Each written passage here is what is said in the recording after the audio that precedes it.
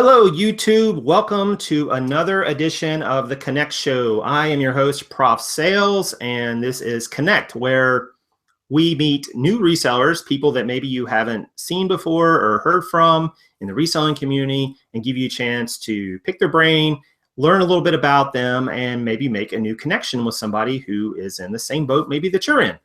And tonight we have Ginger with us. Ginger is coming to us from Colorado, right, Ginger? Correct. we seem to get a lot of Colorado people on this show. I don't know why that is. There's a lot of resellers here. Yeah, it's like not even a super populated state, but it's just, man, there's a lot of people there that seem to resell in Colorado. I think I need to move to Colorado. It must be great. There's great, yes, great sourcing for sure. Great sourcing. So everybody who's watching the chat, let us know if you can hear us okay. Let us know if you can hear me okay, if you can hear Ginger okay, if the sound's good. Probably is, but we always like to make sure because it's a little hard for us to tell.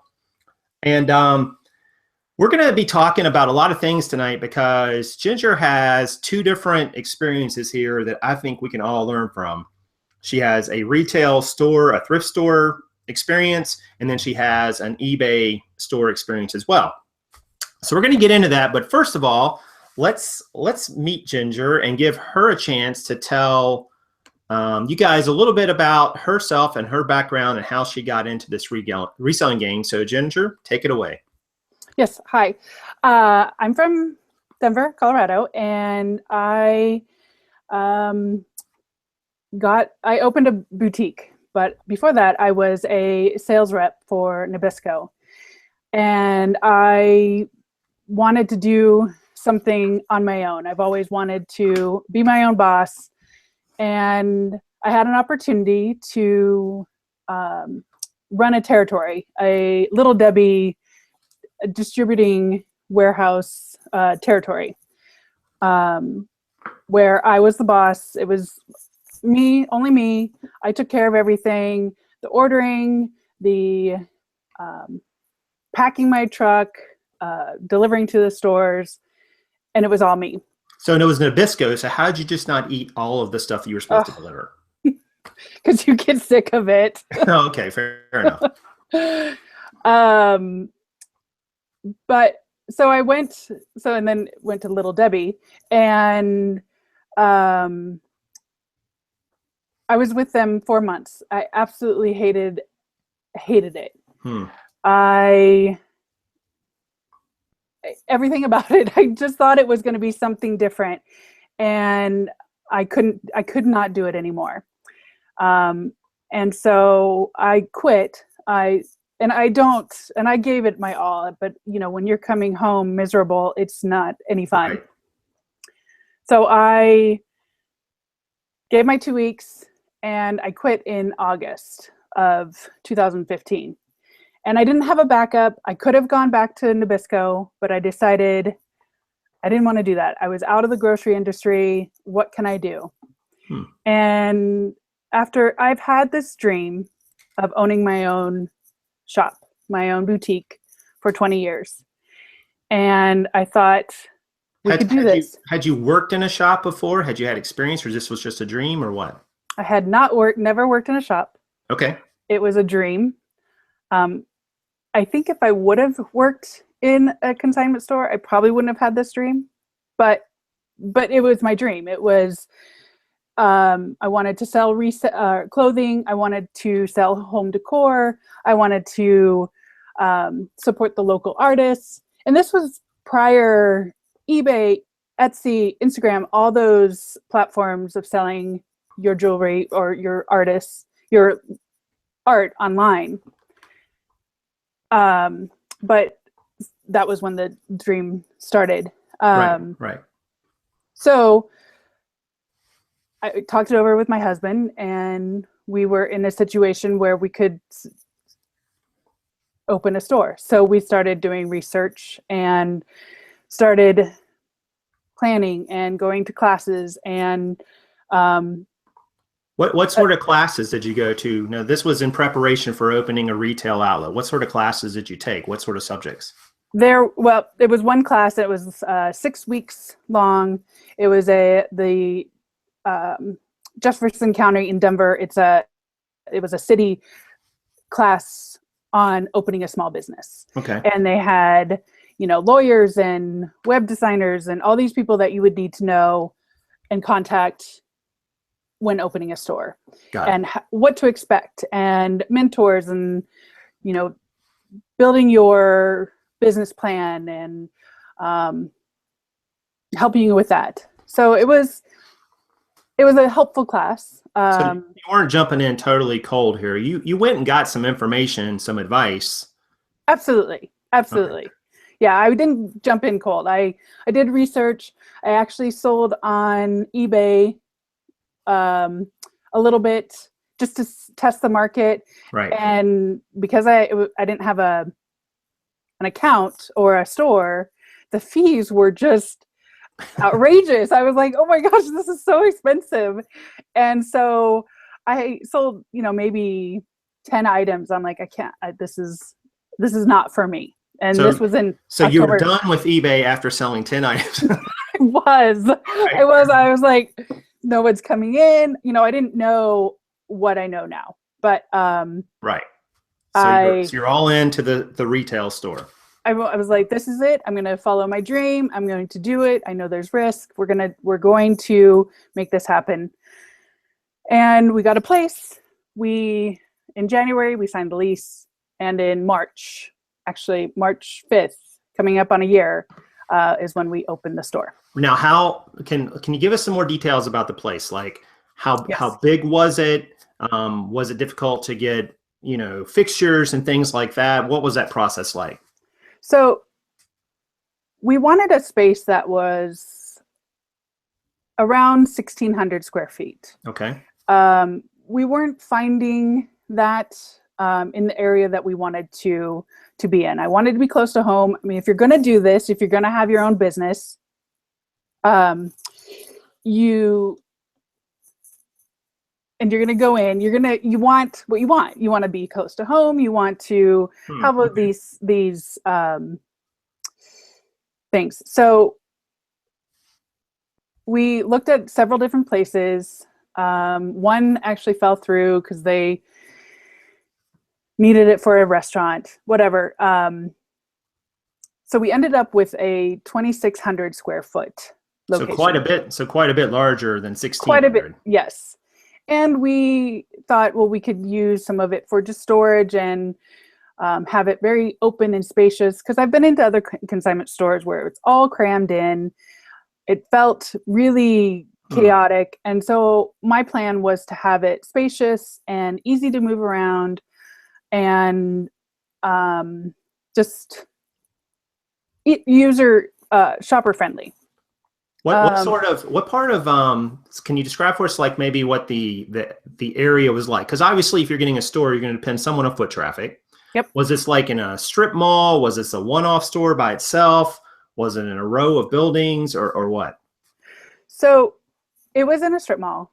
Okay. And the location is in an area that's in an up and coming area. There's a new downtown being built. There's a massage school. There's a bar or a brewery. There's a salon. There's a couple salons. Some workout gyms in this strip center, strip mall. So we thought that this would be the perfect match. There's a salon. There's a bank and a massage school, and the cost was significantly less than some of the other ones off a very major street. And we thought, well, if tough times come, we would be able to pay that, the lease. So, and then there's just so much with city permits and city coding. One city, you weren't allowed to do a consignment, like across the street, you weren't allowed to do consignment store. You had to put in for a permit, and it would cost another $2,000 just for you to. It was a lot of money just to propose a store. And so we knew we wanted to stay within a certain, our city, the Westminster. Yeah.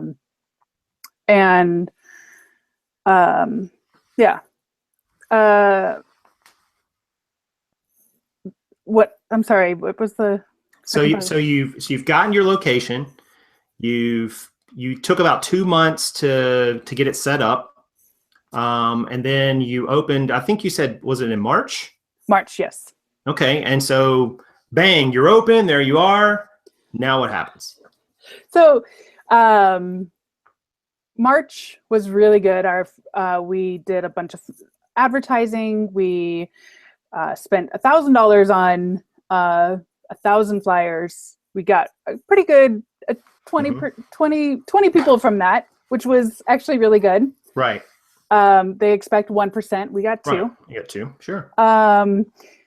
So March was great. We saw the numbers, great numbers. And then April was good. And then May was good. And then June hit. And not having retail experience, now I know retail in June just plummets. So why do you think that was? I mean, I think I know why it is on eBay, but I'm curious what your take is. Why do you think your business dropped off in June so much? School. People getting out of school, right. Going on vacation. School's out. They're doing what they want to do. They're camping, they're vacation, they're traveling, whatever. They're staying home with the kids. They're not in school anymore. So that was what I experienced. So June took a hit. So with, you don't have to say the specific numbers, but how big a percentage did June drop off from, say, May and April and March? About 75%. Oh, wow. That's a lot. It was huge. Like, we were in the middle of June wondering how we're going to pay the rent, what we're going to do. And that's when I started back up with eBay. Were you profitable for those first few months? Did you guys feel like it was, I know you're a new business and that's always tricky, right. I think, because you got a lot of startup costs and you're just getting traction. But did you feel like that, as you moved into March and April and even May, you're like, hey, well, sales are decent. This is maybe viable. I mean, did you feel like you were moving in the right direction? Yes, I did. I was like, oh, this is good. The word of mouth was good. People were coming in. I started doing some more advertising, not as much as I probably should have, but I felt like sales were on the up and trending where we could see the numbers increase and it keeping increasing. Did you guys have and I know I'm like delving in your business plan here, but I think people are interested in this sort of stuff. Yeah, absolutely. Did you guys have maybe projections before you started? And if so, maybe they were written down, maybe they're in your head, whatever, and how close were you to those? We did have projections and they were way off. They were, we did the research of how many square feet you had, what the average sales were per square foot. And we adjusted for, being really new and then, some slow times, but it was not even close. We were so you were lower. Yes, we were 60 to 70% lower than what we projected. Okay. So and we didn't have the funds set aside to keep us, the funds that we should have had set aside to keep us afloat for more than 3 months. So you had a few good months when you started, and then summer hits, and now it's sounds like a situation where you went from, hey, we're kind of making it here, it's okay, we're above water, but now we're struggling to even pay the lease.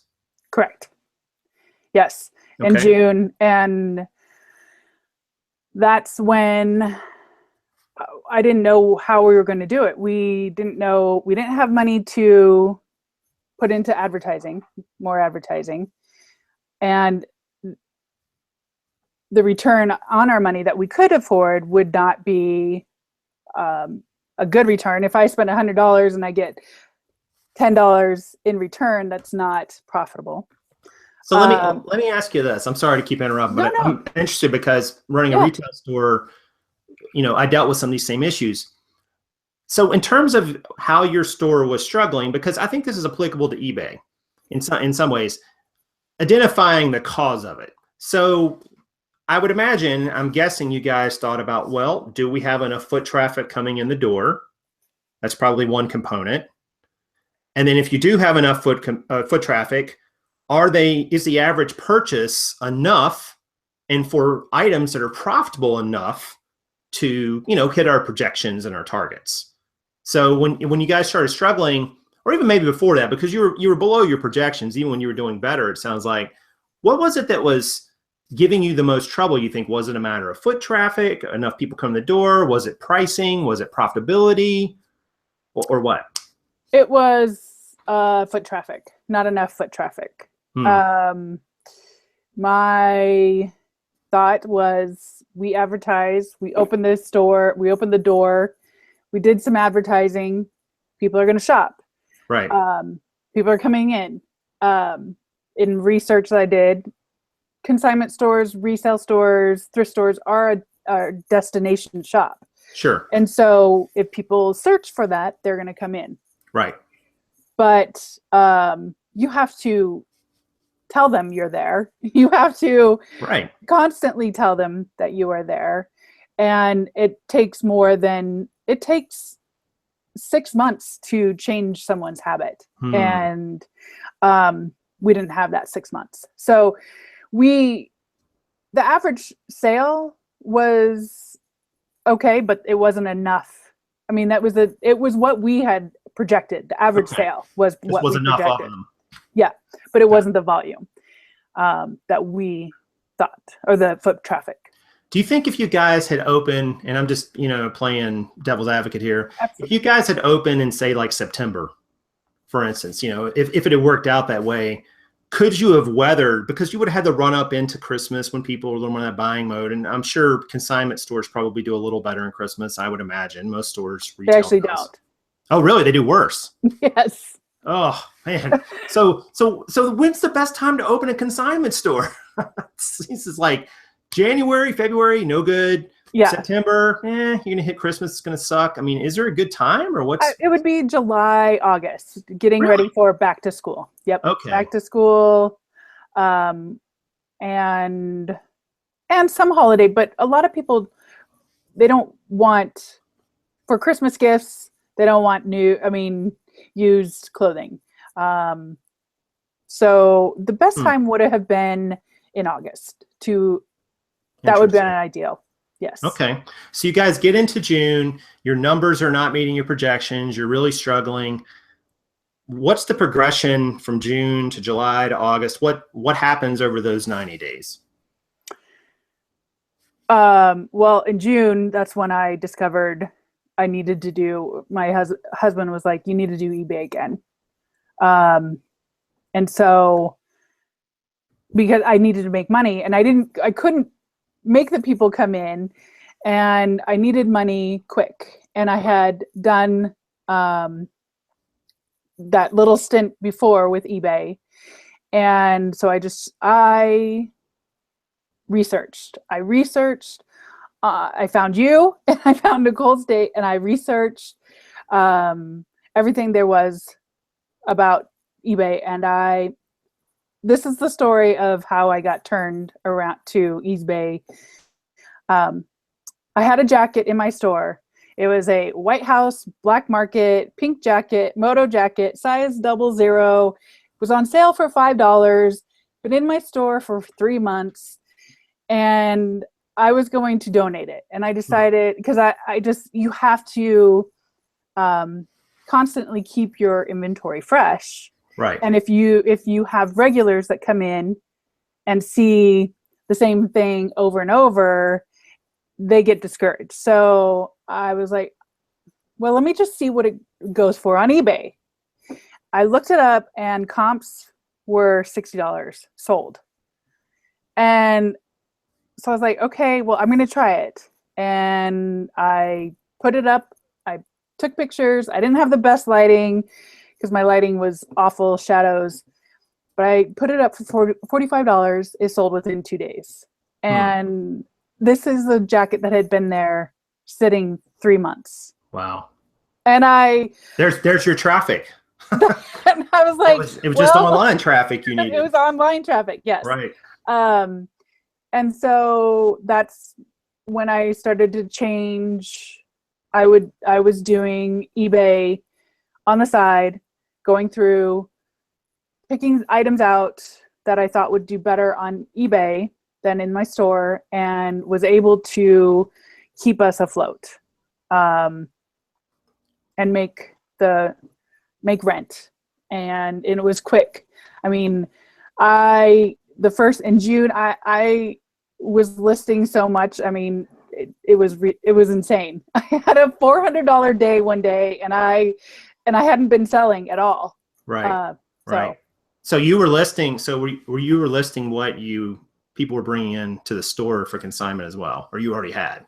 What I had, and what I would actually go, because I would shop for the store and for eBay at that time. So I would find stuff to sell online and find stuff for the store, because I had to keep the inventory fresh. Yeah, that's kind of, Tiffany and James, who we had on the show a month or so ago, they have a very similar setup. They eventually moved away from the brick and mortar approach. They have a few consignees left, but they're mainly eBay as well. So you started, so you guys, I mean, this is great. I mean, you started this concept, you started this store. It was okay for a while, then it started struggling. You pivoted and realized that, hey, there's another way to do this. And there's another way to kind of, support us and, hey, put food on the table. Let's, we got to, first things are first, right? Forget about driving the Lamborghini. You just need to be able to eat a hot dog sometimes. Right. So I don't know why I just used that reference, but anyway, so you pivoted to starting to use eBay. What about your husband in this? Now, was he all in with this with you at the same time? Were you guys both working this business together? Did he have a separate job or what?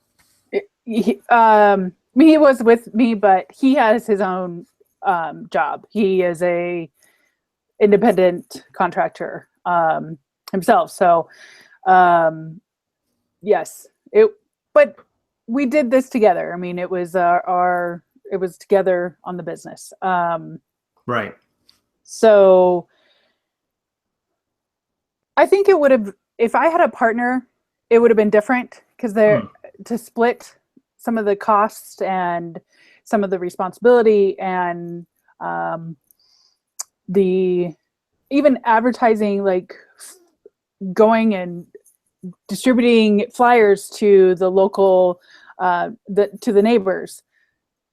One person could be in the store, person could be out doing that. So was it just you? Did you have employees? Was it just no? you? It's just me. It was just me, and I could not afford anyone. And you're open how many hours a day plus time? I was open in the beginning. I was 7 days a week, and I had done some research that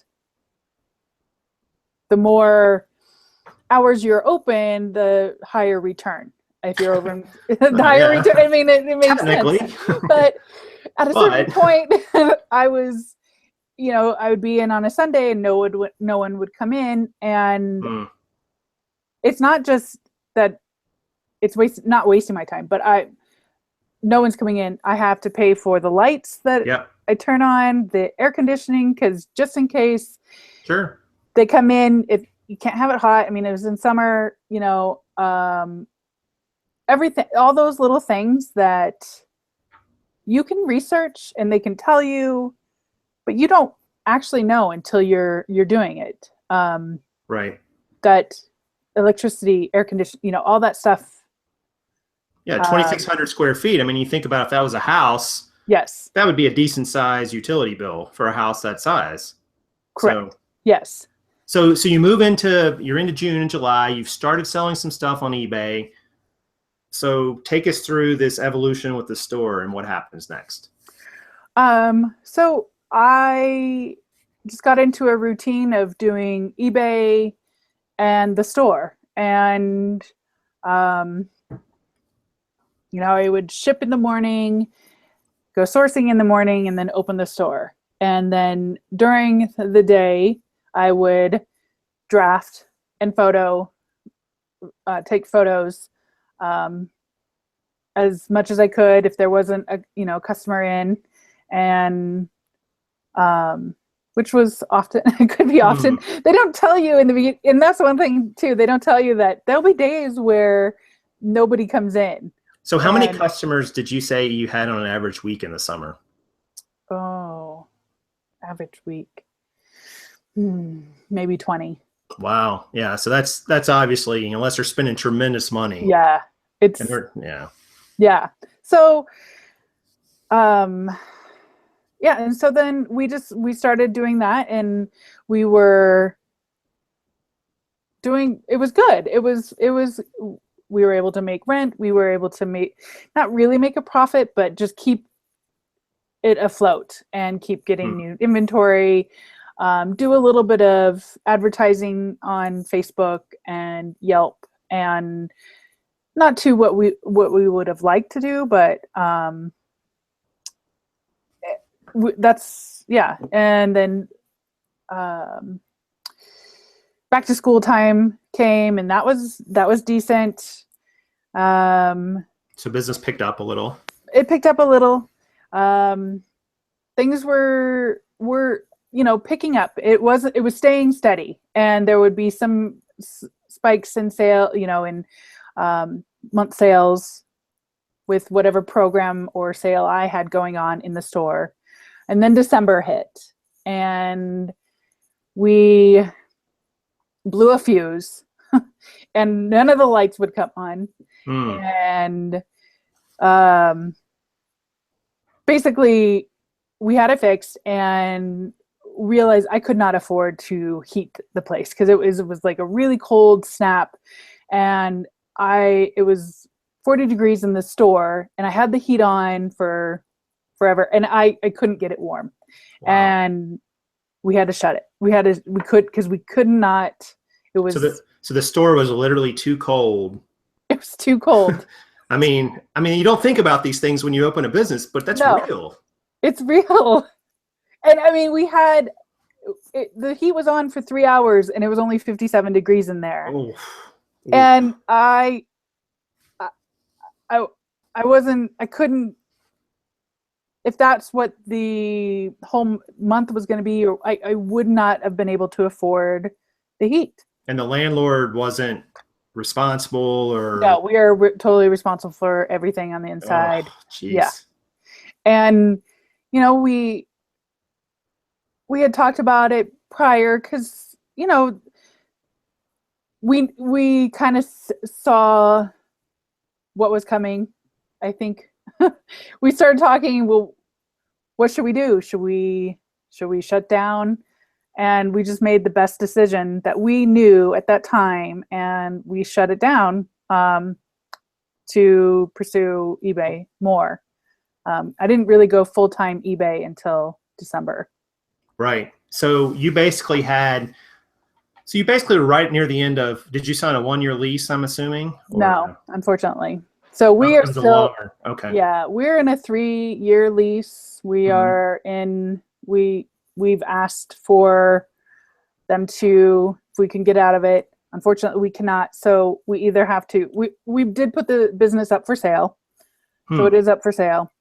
So if any guys out there want to buy it, the heating might be a little bit of a trick, but Ginger could give you a good deal.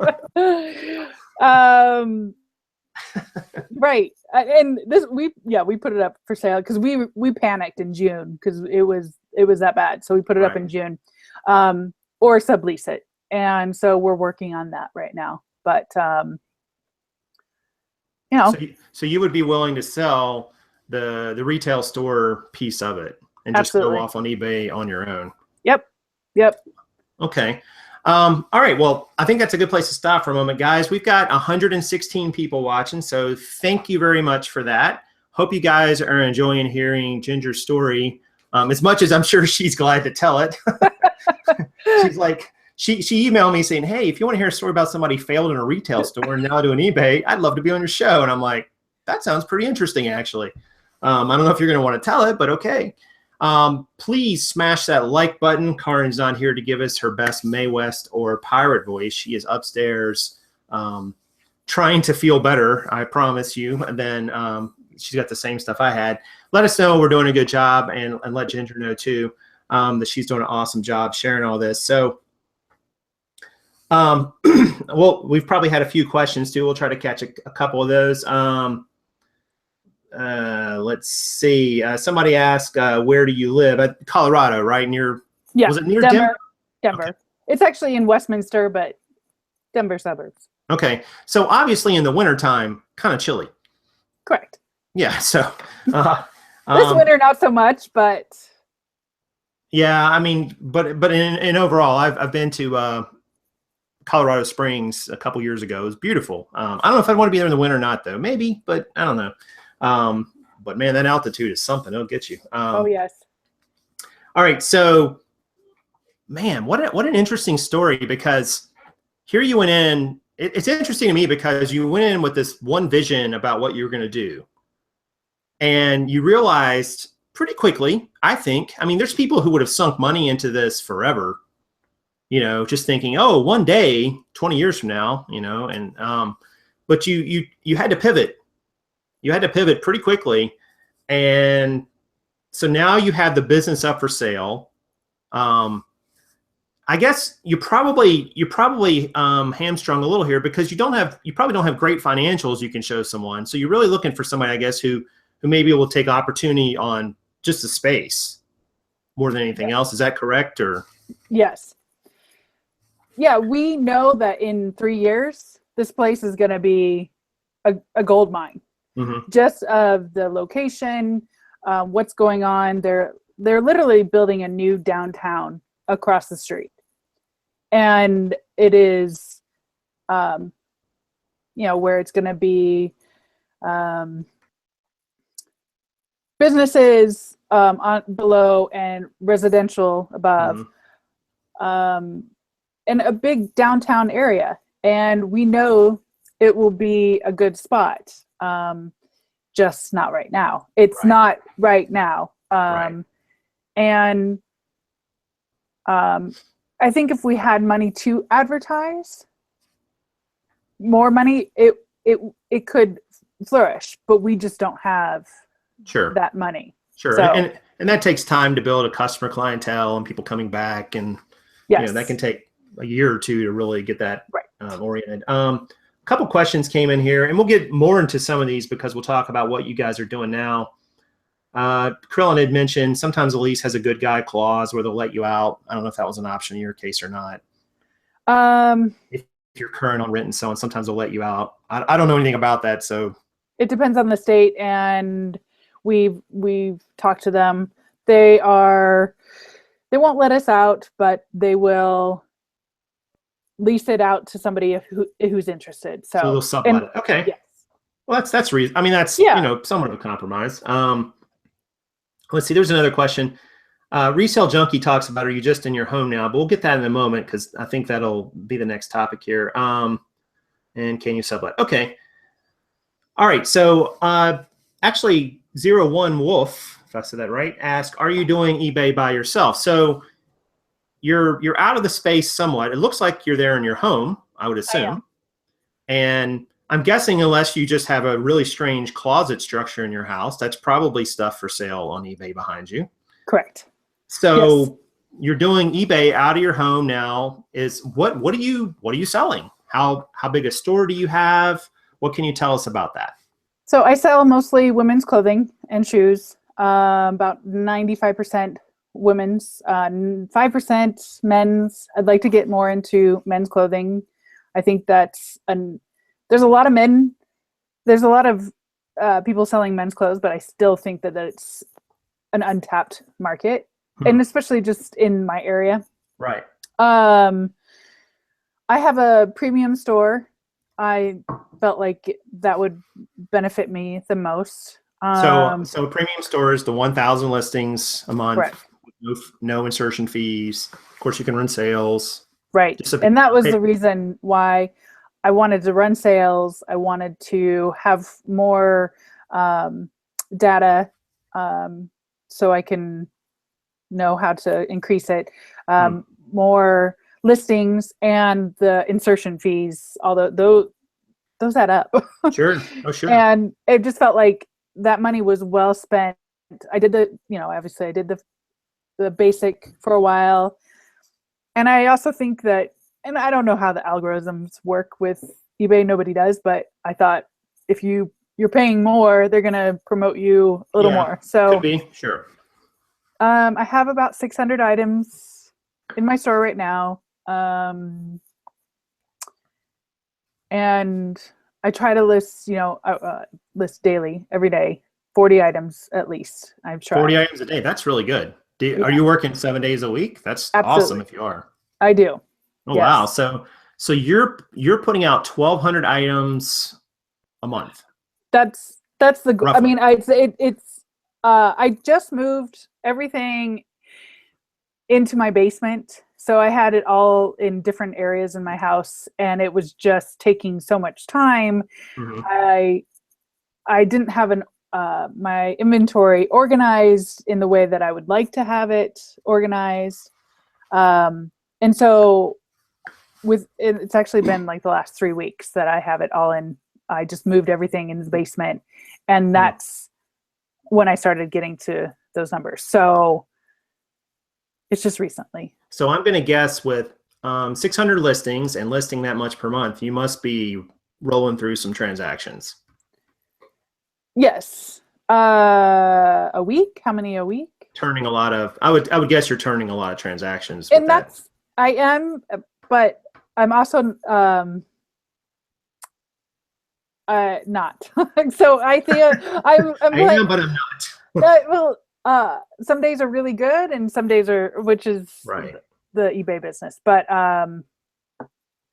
lost my train of thought. Are you trying to build this store to a larger level, or what's your thinking there? No, I want to keep it here for a while. Oh, okay. I think this is a good level for me, and if I can keep it consistent on so the 40 is not. That is the daily goal. There was a couple weeks where it was that, but then life happens, you go. I got it. Okay. So yeah, sorry. We're not going to hold you to the 40. All right. Yeah. Fair enough. Chicago Crown Hustler asks, what's your current inventory system? So it looks like you have a lot of hanging back there. I don't know if that's inventory or not, but how do you organize your items? So I do all my inventory on hangers. I took racks from my store. I was lucky enough to, perfect. I took the racks and put them into my store, and everything's hung up. None of it is, I don't have numbers. It's all done alphabetically and when I list it. So that's how I do it. It's A, B, C, and if it's Ann Klein, it goes under A. And because I take all my pictures on hangers. I used to use a model, but I felt like I had a faster process with the hangers, sure. With the hangers, and there was less touching of the product. And so I hang it, I take a picture, I inventory it. And now, are you pulling these items from thrift stores and so on in your area, or what sort of sourcing? Yes, so I do both. I do bins, I do Goodwill, thrift stores. I mix it up. I don't have a schedule of when I go. I want to try and get more on a schedule. Learning from you and Karin have talked a lot about how much you need for the month, and trying to stick to that. Because I think it really does help your business streamline it more. and make it more proficient in.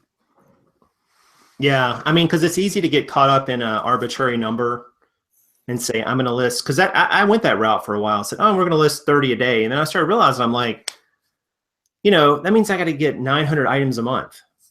And I started doing the math on that around in my area. And I'm like, I don't know that I can do that easily, you know? And it just didn't make sense after a while. And I realized, okay, I need to be more strategic about this. And I think, you know, having a set goal, you know, that you can, that's attainable, but still a stretch, is a good thing. So let's see, there's a couple other questions here. Wolf asked if you're still paying the rent on your brick and mortar, which you are. We know you're still on your lease. Yes. Yep. Turtle Trader says, have you thought about reducing the square footage for heating and air and change the strategy to consignment with a 60-40 split? I'm not even sure I understand all that, but maybe you do. I do. I have not thought of that. There's no real way to reduce the store. It's an open space. I can't really reduce. There's no walls you can build or put up easily. No, we took them all out. we took out all the drop ceilings, so I wish we would have kept them in, but you know. And the consignments piece, I really thought hard about that, and I wanted the autonomy to run sales and whenever I wanted, and not be dictated by consignment. And if I wanted to run a 50% off sale, right, I could do that. And you can't really do that with consignment. Right. Right. So, and I don't think even with what I know now, I would still not do consignment, because I did a buyout and supplemented my inventory with purchasing my own, but I would not do consignment. Okay. There's some other questions here, some interesting suggestions. Some people were mentioning, what about setting up Turtle again, but some other people mentioned it too. What about leasing out space for antique booths? Almost setting up like your own antique booth shop, I guess, in the space where people could come in, you know, like Black Lion does and so on. Correct. And I have thought of that. And it's not completely out of the question. But again, I'm still paying. I know that they have to pay a certain amount, but I have to also show them that I have the customers to that will be coming to the store, and I'm still paying the heating and the lighting. Sure.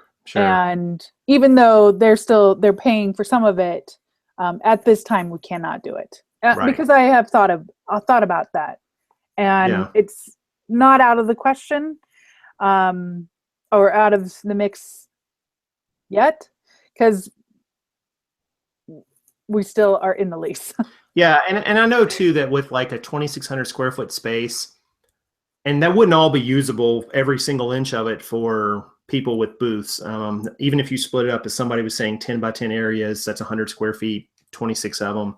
You can't really quite do it like that because you got bathroom space and counter space and so on. That's a big area. I mean, it's a big area to heat and cool, but it's not really a big area for booths. I mean, that's not really that many booths you could put in there at 10 by 10, you know, so, 26 is not, most of these places where I've went, they have, a couple hundred spots or more. And so the math makes sense. It's easy. They don't have to charge a lot to make their monthly bills. Right. Let's see some other questions here. The Christmas Troy story, it's weird how that's written here. I can't. Says, what days do you get your most transactions, and is it more in the morning or evening? I guess they mean the store. My eBay store? Well, I'm not sure. Maybe both. Okay. There was never, at the store, there was not a pattern yet. There was, actually, Thursday was a good day for the store. Monday was decent. Wednesday, nobody would get, it was dead in the store, which was weird. During on eBay, Friday night is my best return, and Sunday night in between 6 and 8. Okay. And I think that's common for a lot of eBayers. The weekends are always tend to be a little better, but I've noticed that too. Sometimes Saturday is worse for me than Friday or Sunday, which is interesting. Maybe people are doing stuff on Saturday. I don't know. I think that's what it is. Yeah, I think so too. People are getting all kinds of suggestions on what you can do with your space. So they're trying to help. Thank you. I appreciate it. Krillin says if there's an area being built up in the future, which it sounds like it is, maybe someone can make it into a restaurant. That would make a nice restaurant size, 2,600 square feet. That would be about right for a nice size restaurant. Let's see. Kelly says, I bought out a store and turned it into an eBay store. Sold all the existing store inventory, then sold things on eBay for other people. Interesting. You could even store your stuff there too. Now the heating and cooling, short of bringing in some kind of heating system, not like up in the roof, but just, space heaters and things like that. I'm not sure, but it wouldn't have to be heated the whole area. You just have to need a place where you would work that would need to be heated. Because we have thought about that as well. Setting it up just for the the eBay. And again, it's not out of the picture, out of the question right now. It is. We just can't. I think maybe come spring we could do something. Right. Spring, summer, maybe do something different. But at this moment, we cannot. Yeah, or heck, even renting out to those those Halloween stores that come around for like a month. That's a good idea. Take up space. I don't know if they need 20. I don't know. Do they 2,600 square feet? Maybe they're that big. I'm not sure. They seem like they might. Yeah, they might be that big, right? The ones that come in just seasonal, and then ones do it for Christmas too, and they're there for like a month or two, and then they're gone.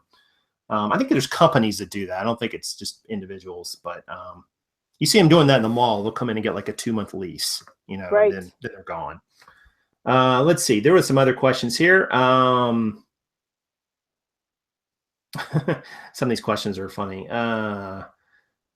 Within 10 years, malls and strip malls will be gone. Well, maybe so, Peter. I don't know. Lease it to the Hells Angels, Swamp Picker suggests. So I'm not sure what that's all about. Biker bar. That's what you're missing out on right there. Well, we're right next door to it opened up after we opened up, is a retro arcade /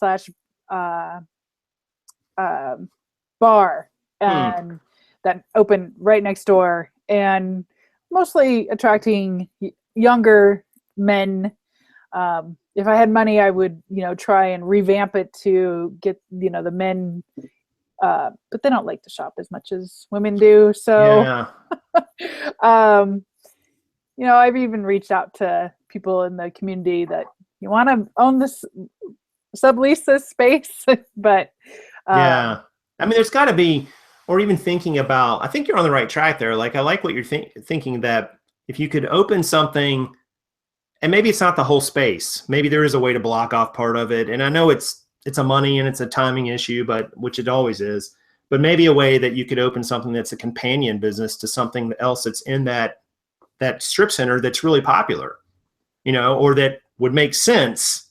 It's not the same business as what's there, but it's, something along those lines. Like a lot of times you'll see, if there's a veterinarian hospital in a little strip mall, there's a pet store. It makes sense. The two go together. Let's see what other questions there were here. So people will be asking about if they can contact you as well, Ginger. And you and I talked about that beforehand, and we didn't share any links and so on. So if you want to share those, you can do them in the chat. I can actually put them in the description of the video afterwards too, and we can share those with everyone as well. I know I missed some other questions here. Pomona said way back, do you use legal name when making an eBay account, or did you use an alias name? I don't know why I find that alias name just kind of interesting when people ask that, like your 007, James Bond name.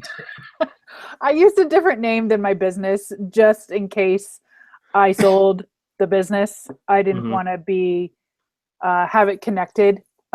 So it's not an alias, but it's a different name. Yeah, my business. I think most people do that. So, and if you guys have more questions, keep adding them in the chat. I probably missed some because there was a big long scroller that went by pretty fast. I'm sure I missed some. There's 130 people watching. Again, just recapping, Ginger, it's started out with a retail store. It still has a space because she's not able to get out of her lease this time, and it's now transitioned to, I guess you would consider yourself a full-time eBay reseller at this point. Would that be accurate? Yes. So what does the future look like? Where do you see yourself going with eBay or e-commerce? Do you see yourself getting back into the brick and mortar business in the future, or what? For eBay, I do not see myself getting back into the brick and mortar. I did it, if I have to do what it takes to get through this next 2 years through the lease, I will do that. But I did it. It's checked off the list. I'm done. I'm done with brick and mortar. And if anyone has any questions about anything about opening a brick and mortar store, I'm more than happy to help, because there's a lot that goes into it. But for eBay, I'm just going to keep it as is. I'm going to keep growing it. But I don't want to take on any employees at this time. I just want to run it by myself and do what I can. Obviously try and strive for a certain goal, a number, make the lease and live. But nothing's going to happen in the next 2 years for sure with eBay. Just keeping it as it is right now. Right. Now, you've mentioned you're in a niche of women's clothing, which we talked about niches earlier in a video I did earlier today a bit. Do you see yourself branching out any from that, or even just branching, or maybe even just expanding within the women's sphere? I mean, you talked about men's some, and obviously you thought there's more potential there. So what are your plans along those lines? Yeah, so every day I'm trying a new brand, trying to, I just recently started selling Old Navy and Gap, and it wasn't on my list before. Most of my items were Anthropologie, higher end items, but they're not. They don't turn as fast. I mean, they turn, but there's still a market for Gap and Old Navy. People want certain items from it. They know it. They know how it fits. So I'm branching out more into that. Men's, I definitely have started learning about streetwear, because I know that's very popular and just very, it's untapped here, as far as thrift stores carrying it. And I'm willing to try anything just to see how it works, because that's how you learn. And if it works, it works. If it doesn't, adjust. And I would like to get into more vintage, but I don't feel like vintage really does well on eBay. Maybe try Etsy down the line. Poshmark is not for me. I did not like Poshmark, but yes. So I think that's great, and you're willing to keep learning, adding a brand here and there. I think that's smart. And speaking of brands, Jason has a question, which I have to ask because he has an awesome name. He says, "What are your bread and butter brands?" So I don't really have any bread and butter brands. Sorry, that was hard to say. Yeah, bread and butter brands.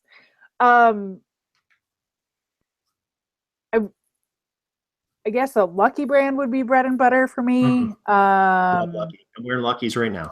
Yeah, and I just started getting into having soft surroundings probably would be, but that's harder to find. I don't really have a bread and butter, and I think I'm trying to find it. I don't have that right now. That's interesting. So you must have a good mind though for being able to remember, hey, I've seen this one before and the solds were pretty good sell through, decent profit. I should grab it. You must have a pretty good grasp of that, I would think. I did a lot of research, and with opening the store, I did all my research on eBay and ThreadUp, what sold, and so I just remember what are good comps and what are good, and what I like to sell. If I think it's pretty and I like it, I buy it. And so that there's nothing that I just buy for the bread and butter. Gotcha. That's smart. I love that part about if you like it, you're going to sell it. right. Susanna asks, speaking of that, how long do you hang on to clothing before you get rid of it if it doesn't sell? Do you have a time frame? I don't have a time frame. I'm starting to get more of a streamlined process, but I play around with pricing structure all the time. Auctions, I don't know, I do 99-cent auctions and they do really well or they don't. So I'll try something new. I'm constantly adjusting to see what works best. And I don't really know if there's an absolute formula. Right. Because the buyers could be different each day. So if I've had it for a while now, I'm just putting it at 99 cents. And that, and a while, I mean, 5-6